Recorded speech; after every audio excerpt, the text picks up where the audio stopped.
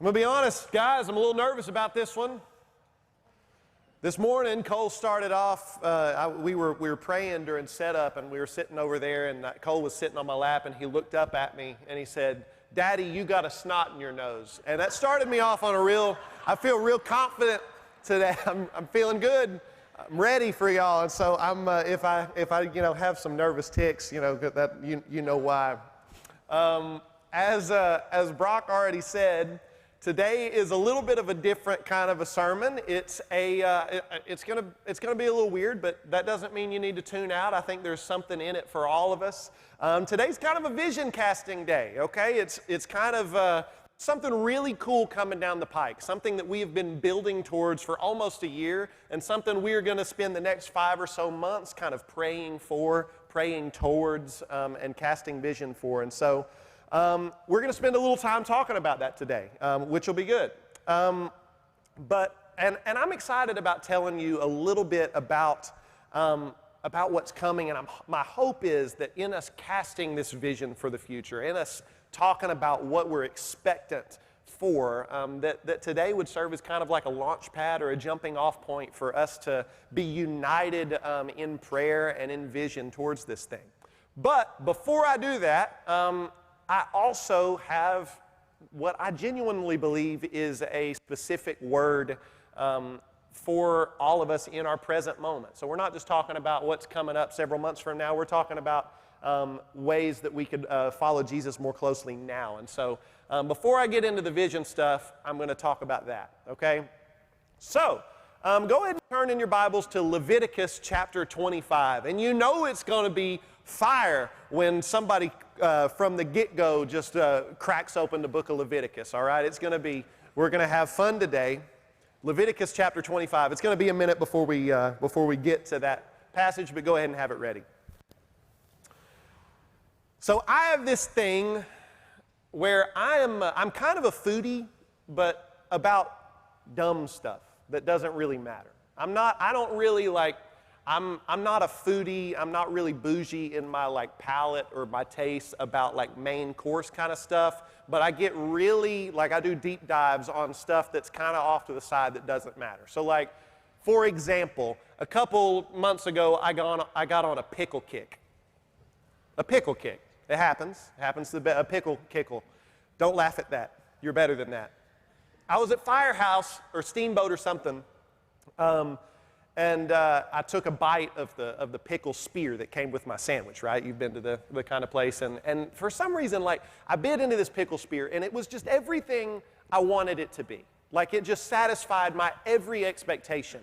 And it led me to the question, why is it that when you're at a sandwich shop, why is it that the pickles at the sandwich shop are so good, but if you go to your fridge right now and you get a pickle out of it and you eat it, it's going to disappoint you? Why can't we have deli quality pickles at home? It bothered me, okay? And so it led me to, these are the kinds of things that I care about.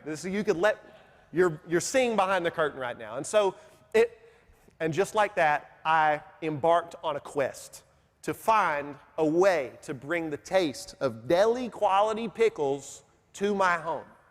And it turns out you can have deli quality pickles at home. It's possible, it's doable. Listen, this might be, I know we're early on in this sermon, this might be the most life-changing thing I tell you today, okay? It's possible. You can't have it all, but you can have good pickles, okay? Life is too short, listen to me. Life is too short for you to spend your whole life eating crap pickles, okay? You don't have to do it anymore. All you have to do, it's an attainable goal to have good pickles at home. All you got to do is you got to buy them from the refrigerated section of the store. That's all. I didn't know this for my whole life, but you got to go to the store after church today, go to the refrigerated section and buy either Claussen brand or Boar's Head brand pickles, and you keep them refrigerated. You put a couple of those bad boys on your sandwich, and I promise you might cry actual joy tears when you bite into this. That was months of exploration and discovery, and I just let you in on it right there. So some of y'all already do the Claussen pickles. I know my grandparents do. They know what's up, and so if you know, you know. But now you all know. Another example, I went on a PB&J journey. I rediscovered the joy of the peanut butter and jelly sandwich a couple months ago. I ate them a lot as a kid, then they fell out of favor. I bit into a peanut butter and jelly sandwich randomly. I think it was last summer, and I became obsessed with them. And so then I embarked on another quest to figure out what is the ideal peanut butter and jelly sandwich. We all know that the perfect PB is Jif. There's no question in that. But what's the ideal J, okay? And so that led me down a road of trial and error and experimentation, and I finally landed, and this is for me, this might not be for everybody, but I landed on the ideal J for the perfect PB&J is seedless blackberry preserves. And it's got to be preserves, okay? Don't come at me with your blackberry jelly or your blackberry... don't look at me like that, okay? I'm telling you, you try it. And again, this might just be for me, but seedless blackberry preserves, go to Pratt's or to Cracker Barrel, preferably of the Amish variety, and it will treat you right, okay? My latest kick, though, is popcorn. And I don't know, like the pickle thing, it kind of started with a question, okay? I was at the movies, and I was eating popcorn, and just like with the pickles, it started with the question, like, why is it that this popcorn at the movie theater is everything I want popcorn to be? Like, the only issue I have with it is that my mouth won't open wide to fit my whole fist full of popcorn in it. But when I make popcorn at home, it's just not the same. Like, it's just kind of like, man, like, why are we wasting our time? But I was burdened by this, okay? And so I'm dealing with my whole, like, the popcorn issue in my life, and I'm carrying around this heavy weight, and until one day we walk into Kenzie's parents' house, and my mother-in-law changed my life forever. There was a bowl of popcorn sitting on the table, and we walk in, and I just, it's there, so I take a bite out of it, and I stop everything. I'm like, everybody stop what you're doing. Where did this popcorn come from? What brand is this? Where did you buy it? And Leanne was like, well, I don't know what brand it is, but I made it on the stove. And I was like, you made it on the what? She made it on the stove. This might be a newsflash to some of you. It definitely was for me. But, back in your history classes when they tell you about how, the Native Americans and Squanto and all them taught the Pilgrims how to make popcorn, they didn't have a microwave, okay? You don't need a microwave to make popcorn, and you don't need a movie theater popcorn machine to make popcorn. All you need is an open flame. That's all you need.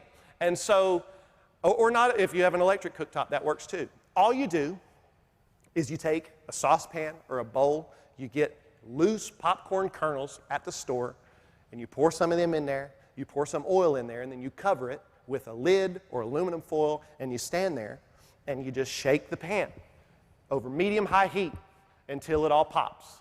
And it hits different. And then, if you really want to get crazy, that microwave that you're not using anymore, you take like half a stick of butter, you chop it up, and you put it in a squeeze bottle and put that in the microwave, put the lid on it, squeeze bottle like they used to put your sour cream on at the Salsaritas, and once the popcorn's done, you take that melted butter and you just give it the business. It will change your life. Now, why am I talking to you about popcorn? Here's why. The principle I'm trying to get across, and I'm probably not doing a great job at, is that sometimes doing something the long way is worth it. Sometimes doing something the less efficient way, the more time-consuming way, is worth it. See, the reason that people like microwave popcorn is because you could do something else while it cooks. I mean, you don't have to tend to microwave popcorn. You put it in, you hit the button, and then you pour it in the bowl, and it's done. But if you want great popcorn, you have to sit with it. You have to keep shaking it to make sure the kernels don't burn. You have to tend to it. You have to make peace with the fact that there's going to be some wasted, idle time involved where you're doing nothing but standing there holding the handle of that pan. Ultimately, you have to make peace with the process. You have to learn to enjoy the journey. You have to learn to be okay with being alone with your feelings and your thoughts while you're making the popcorn. Sometimes doing something the long way is worth it. And that, my friends, is the biblical principle of Sabbath. Now, I'm not here to debate whether or not we as Christians under the new covenant are obligated to keep Sabbath law. But either way, there's no denying that there are all kinds of benefits that come with having a rhythm of Sabbath in your life. And you've probably heard lots of sermons on Sabbath before, and it's easy to take like the idea of Sabbath and just kind of boil it down to like, well, you need to take a day off. You need to do less. But it's actually so much more than that.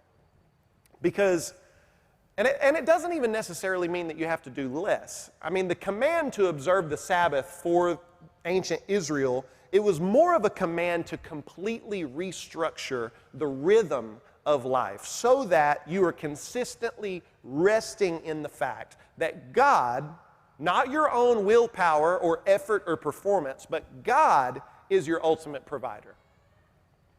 There's a double-sided command within the idea of Sabbath. You work enough in 6 days to sustain you for all 7. And that's the rhythm that God designed us and His whole creation to operate within. And that idea, work enough in 6 to sustain you for 7, there's a day of solemn rest to the Lord on the 7th day. That idea can challenge people on both sides of the workaholic spectrum. And here's what I mean by that. I heard Adam Tyson talk in small group one day. I'm calling you out, Adam. I'm sorry. I didn't run this by you beforehand. He said in small group one day, he was talking about, we were talking about the discipline of being in prayer and reading the Bible every morning. And what you ought to know about Adam is an incredibly busy individual. Incredibly busy. And yet he rarely misses this rhythm of being up and being in the Word and being in prayer every morning. And Adam said something in small group one time about that, and about how much it means to him and the value that it brings him. And he said, I hear people say often, like, there's just not enough time in the day to do that. And he said, my response is, of course there's not enough time in the day. You have to steal the time. See, some of us, in order to truly be sustained, in order to truly have a Sabbath rhythm in our lives, maybe that means you have to push a little harder. Maybe that means you're going to have to wake up a little earlier, plan your weeks a little better, be a little bit more proactive, work harder the other 6 so that you can rest in God on the 7th. But still, for others of us, observing Sabbath and having a rhythm of Sabbath in our lives means that we do need to do a little bit less. I come from a family of golfers, but I'm not a good golfer. However, I'm better at golf now than I've ever been at any other point in my life. And that's not because I'm practicing. I'm still playing like maybe twice a year. But I've finally started to do one piece of advice that my dad has given me throughout the entire time I've played golf. And I've finally started to put it into practice. And that advice is, let the club do the work. Let the club do the work. See, when I was a teenager, all the way through like my late 20s, I had this irrational fear of looking weaker than other people my age.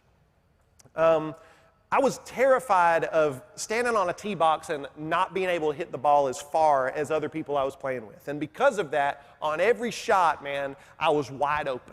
I was swinging as hard and as fast as I could, out of my shoes, swinging as hard as every ounce of myself I was putting into swinging this club. And any golfer will tell you, if you swing out of your shoes on every shot, you're just going to make fundamental mistakes. You're going to do things in your swing that are mechanically wrong. And because of that, you're going to spray the ball in every possible direction. And so my dad would constantly tell me, Cody, slow down. Let the club do the work. See, if you just focus on swinging the club rightly, on swinging correctly, and if you focus on hitting the ball straight, the club and the ball will focus on making the ball go in the air and far and all that stuff. And so now I'm finally old enough where I've gotten a little bit less desperate to prove myself to everybody else in the world. And so I've finally started putting that into practice. I'm trying to let the club do the work. And I'm actually hitting the ball further now than I ever have before. That is what Sabbath is about. Let the club do the work. It's God commanding us to remember that we don't have to do everything out of our own sheer willpower and strength. Stop feeling like you have to make everything happen for yourself. Let God do the work. You just focus on doing what He tells you. You just focus on showing up. You just focus on being consistent. And He will multiply your efforts. That's what Sabbath is about. It's this built-in reminder for God's children that it's like, hey, I'm asking you to do some stuff, but I'm bringing the power to this equation. And Sabbath is a built-in reminder of that. See, and I promise we're going to get to the Leviticus passage in a second, but in Exodus chapter 31, when God originally gives the Sabbath command, this is what He says, and I want you to see this because it's huge. He says, the Lord said to Moses, "You are to speak to the people of Israel and say, above all, you shall keep my Sabbaths, for this is a sign between me and you throughout your generations, that you may know that I, the Lord, sanctify you." That last sentence. So that you may know that I, the Lord, sanctify you. I, the Lord, make you holy. Now think about how radical that is when you compare it to all the other ancient religions of the time, okay? Like if you're looking at Jewish religion versus like ancient Egyptian religion or ancient Grecian religion or any of that, if you want to be holy, then you got to make a pilgrimage to such and such God's temple in any other belief system. Or you got to do some kind of rain dance or some kind of chant or something. But with Yahweh, you pause. You remember. You remember that Yahweh alone makes you holy. You don't make you holy. You don't sanctify yourself. Your performance doesn't sanctify you. Your works don't sanctify you. Your performance doesn't make you holy. It doesn't make you whole or holy. He sanctifies you. And you rest one day a week to remember. God does the work. He sanctifies us. Isn't it wild that even under the law, before Jesus is ever on the scene, even then, God is already railing against a works and performance-based salvation. Even in the Old Testament, we see that. See, the practice of Sabbath and the rhythm of Sabbath are all about trusting God, trusting that God does the work, and we just partner with Him in it. Stop swinging so hard. Somebody in the room needs to hear that. Stop swinging so hard. Stop trying so hard and trust God to multiply your own efforts. Just focus on the mechanics. Focus on the fundamentals. What did God tell you to do? Keep showing up. Rest in Him. That's the first thing. The fruit is the second thing. Let the club do the work. Let God do the work. He makes you holy. He sanctifies you. But here's something that you might have not heard before. And this is where we get of solemn rest for the land, a Sabbath to the Lord. You shall not sow your field or prune your vineyard. You shall not reap what grows of itself in your harvest, or gather the grapes of your undressed vine. It will be a year of solemn rest for the land. The Sabbath of the land shall provide food for you, for yourself and for your male and female slaves, and for your hired worker and the sojourner and who lives with you, and for your cattle and for the wild animals that are in your land. All its yield shall be for food. Yeah, you heard that right. A year, a whole year. Don't just gloss through that, okay? Sit with that for a second. Put yourself in these people's shoes, okay? Remember, ancient Israel was an agrarian society, okay? They ate what they grew. It was that simple. Life was working the land and eating what the land yielded. If they were completely at the mercy of the elements. If it didn't rain, they didn't eat. If the harvest was bad, they went without. Think about what God was asking. What He's asking of these people making this command. He says, you're a farming society.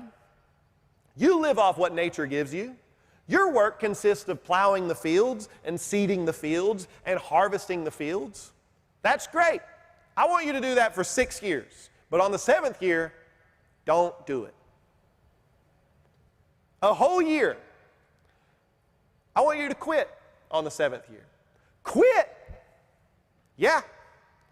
Verse 4, you shall not sow your field or prune your vineyard. You shall not even reap what grows on its own. That is trusting God. Can you imagine? Can you imagine if we did anything like that? Some of y'all are like, yes, I can.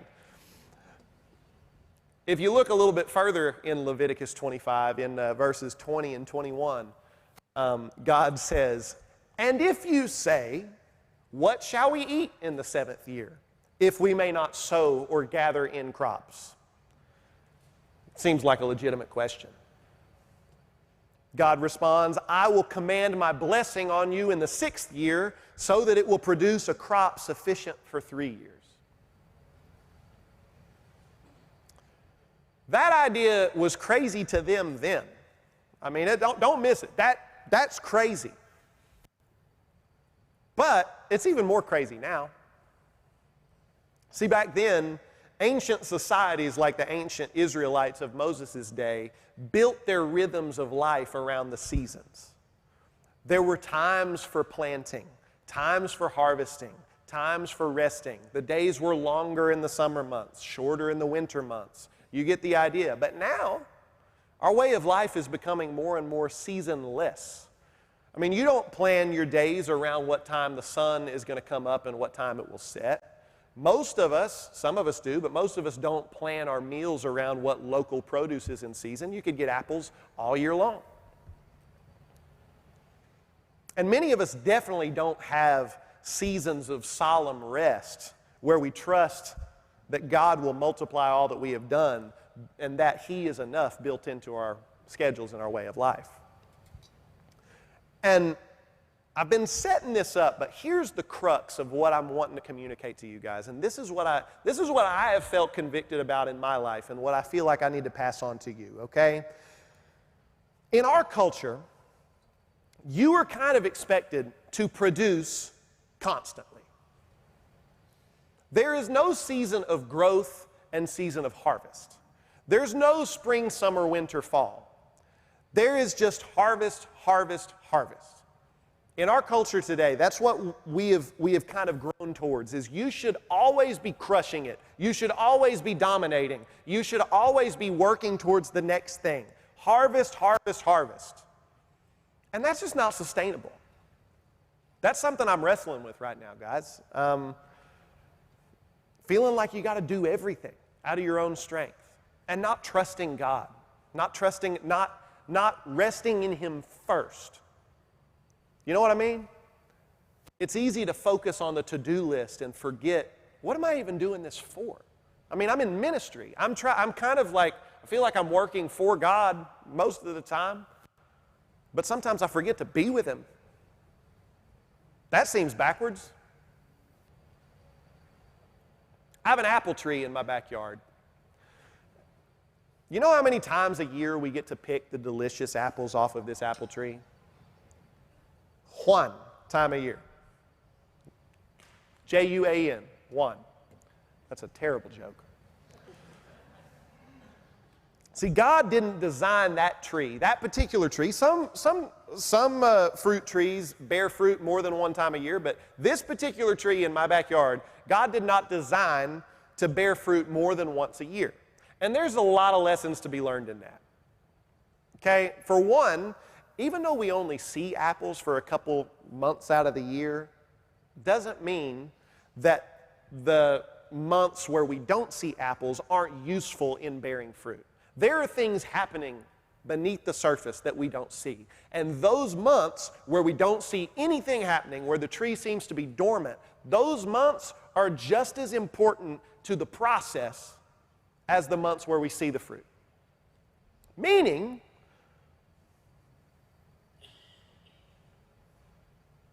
all of the process matters. All of it. And we forget that. We think that just the harvest time matters. Just the time when you can see stuff coming off the tree matters. But all of it matters. So many of us try to skip the process and just go straight to the product. We try to skip the process and go straight to the product. And I'm learning, friends, that it can't be done. It can't be done. You have to rest first. Especially if we as Christians are drawing the kingdom of heaven into our spheres of influence. You can't do that by your own strength, by your own willpower. It has to come from a vibrant relationship with God. And I think I need to hear that today. Some of y'all need to hear that today too. Steal the time. Make it happen. Be intentional about resting in God's presence. See, in Leviticus 25, when God commands the Sabbath year, He said that the Sabbath year is supposed to be a Sabbath for the land. And it might surprise you that farmers actually still do this today. It's kind of wild. It's called fallowing.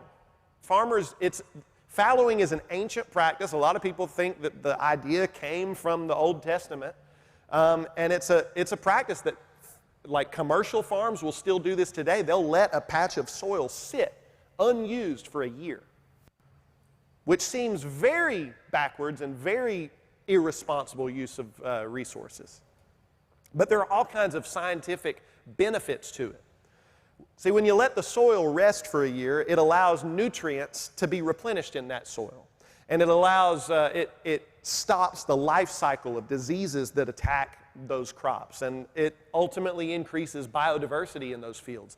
All of those things ultimately serve to create more robust, healthier crops. Letting the land lie fallow, it creates this hard reset. And if you own any electronic devices, you know that sometimes a hard reset is the best thing you can do.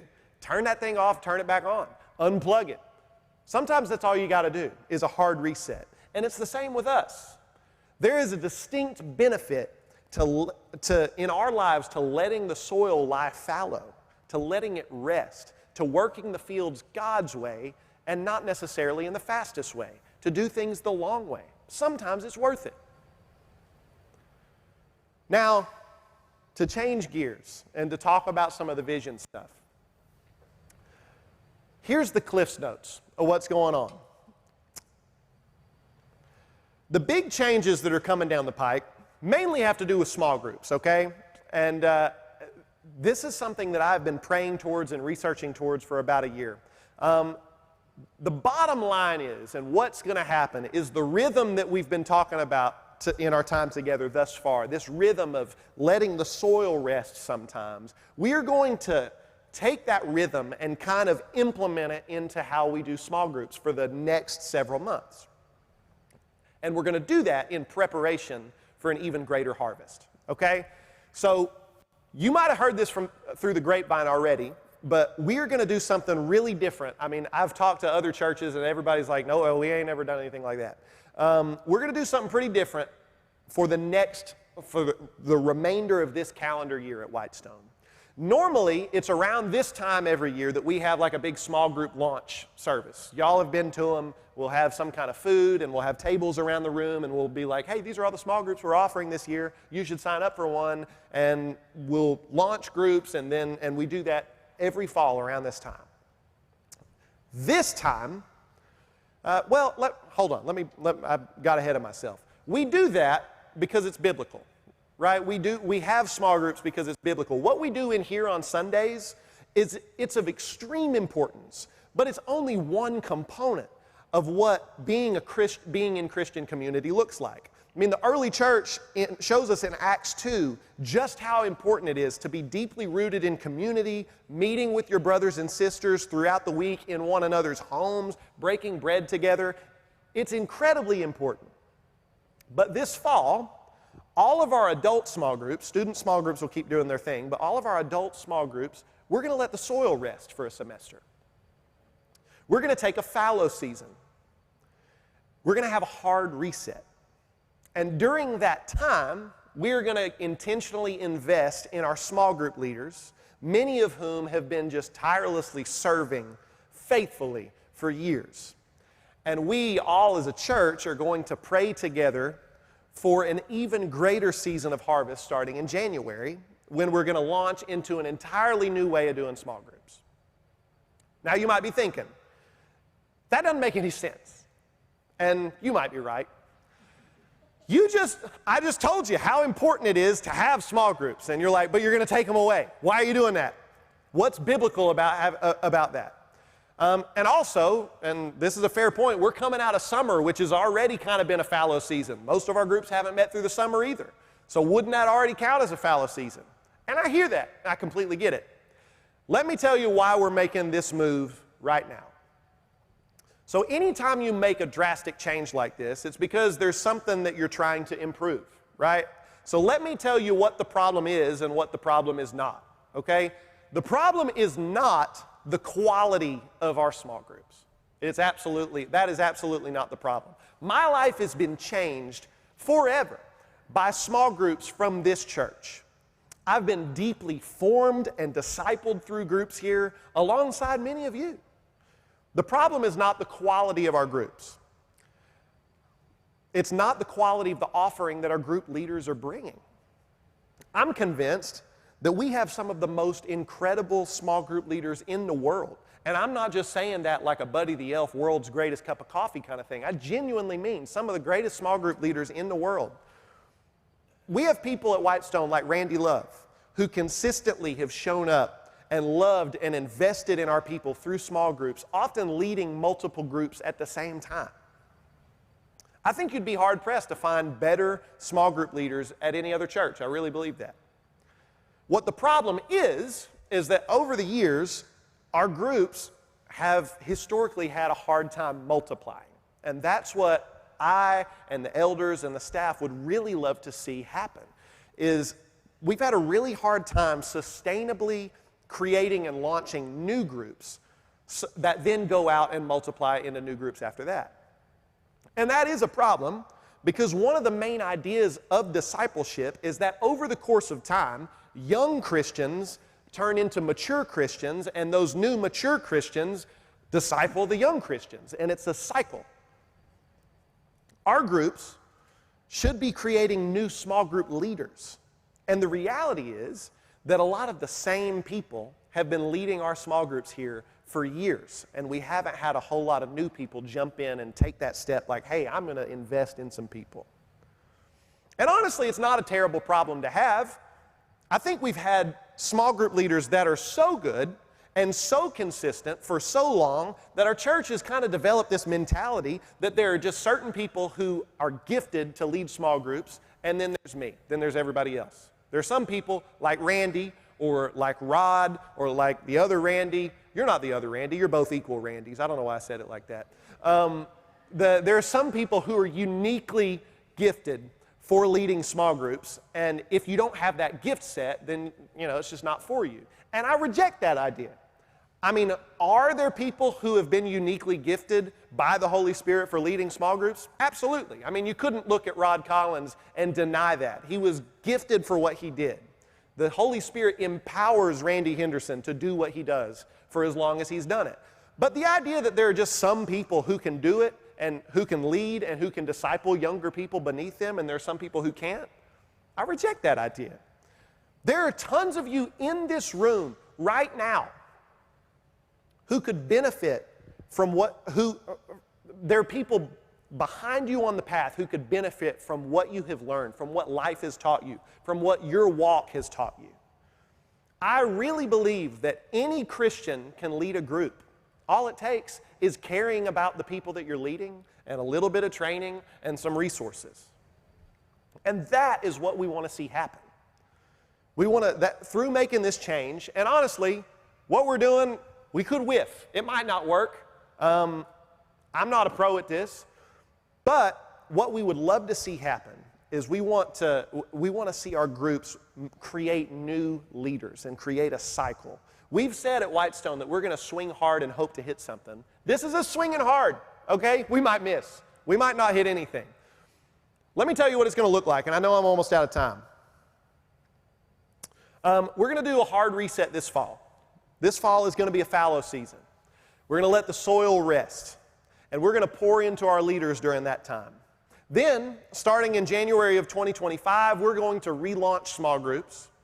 And for that one semester, all of our groups are going to go through the same thing. And it's a 10-week study called Rooted.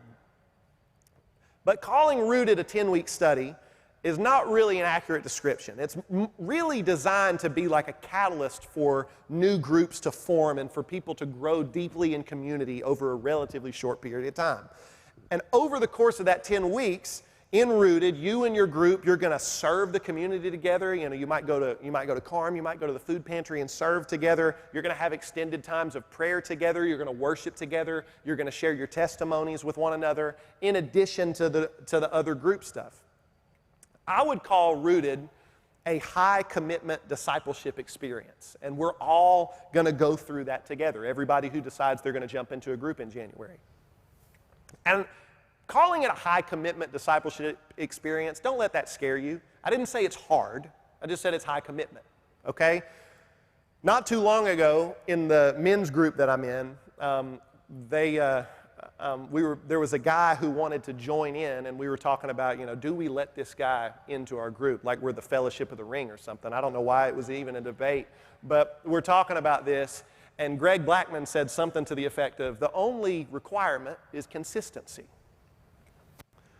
And Rooted is about creating groups where everybody is on that page from the get-go. Everybody, when you jump into a Rooted group, the high commitment component of it is like, I'm in this, I'm invested, I'm going to show up. There's actually a page on the 10th page of the Rooted book where you sign that says like, hey, if I can't commit to come to 9 out of the 10 sessions of this, then I'm going to do it next semester. You sign this page saying, I'm going to show up. And so we're going to all do that together in the spring semester. And then after that, after Rooted, it's our hope that all of those groups that started together in January will continue on together as small groups that are still meeting and serving together and carrying one another's burdens. And we're going to have a whole slate of different study options that they could just transition right into. And then in the fall, we're going to launch brand new Rooted groups again. Brand new groups. We're going to start it again. And that's going to be the rhythm that we operate by. Every spring, every fall, we're starting new groups. And hopefully people who go through Rooted and are in a small group for a little while, over time, they'll feel led to be like, okay, maybe I should lead a Rooted group. But I definitely want you to hear, it's not about the study. It's not about Rooted. At the end of the day, Rooted's just a thing that somebody made up. It's just a book, it's just a program, it's just a curriculum. We may get to the end of this spring semester in spring of 2025, and we might get to the end of it and be like, we didn't like that, let's do something else. That's okay. But what we're really committed to is the rhythm. We're really praying towards and hope to, what we really want to see happen is for us to develop a rhythmic, experiential model of multiplication in our small groups. We want to start new high-commitment groups each year, and we want to see people in those groups put deep roots down. We want to see people grow deeply in community, deeply plugged in, and we want to see them discipled deeply. And it's our hope that people in those groups would eventually say yes to discipling others in the same way. That's what we're committed to, and that's what we're swinging at, and I want y'all to know that. So, that's a lot of information. Where does that leave you? Where does that leave you today? What do we do? The first thing I would love you to do in response to this is I want you to pray. I want you to pray for it. I want you to pray towards it. And I want you to pray about it. I want you to pray that this change that we're making, I want you to pray that God would bless it and that He'd honor it and that we're just like blind men trying to find something. Pray that God would help us, okay? Because we need it. I'm running point on this for goodness sake, okay? So pray for all of us. But I also want you to pray towards it, okay? Pray whether or not this has your name on it and what exactly that looks like. Because as I told you before, this thing is going to be a high commitment, at least for that span of 10 weeks. And odds are everything else you do in your life is already high commitment, right? Your job is high commitment. Your marriage is high commitment. Your education is high commitment. There's not much you could do about any of those. But in addition to that, if your extracurricular activities, whatever they are, those are also high commitment. If your kids are in sports, if you're in sports, if you're involved in any kind of thing after work, or there's a hobby that you pursue, or any of that, start thinking now if this thing has my name on it, are there changes I need to make in my life to make room for it? And if you're on the fringes of community and you've never really felt like you've actually plugged in at a church, go ahead and start asking the big questions about how you can make space in your life for something like this. And at this point, I don't know much. We're planning on offering rooted groups on Sunday and Wednesday evenings in the spring. But if you already know that that's no bueno for you, tell me now. Send me a text. Or if you work like a staggered schedule and you're not off on the same nights every week, let us know. We want to make this accessible to everybody possible. But here's the good thing. If you can't do it in the spring, but you really want to do it, we're going to do it again in the fall. And we're going to do it again in the spring after that. And we're going to set a rhythm that is predictable, that you can plan on. And hopefully that'll be helpful to you. In the meantime, you might be asking, okay, so we're not having groups this fall. That's disappointing. I was excited. What am I supposed to do now? How am I going to have community in this group? In this church, I mean. And that's a good question.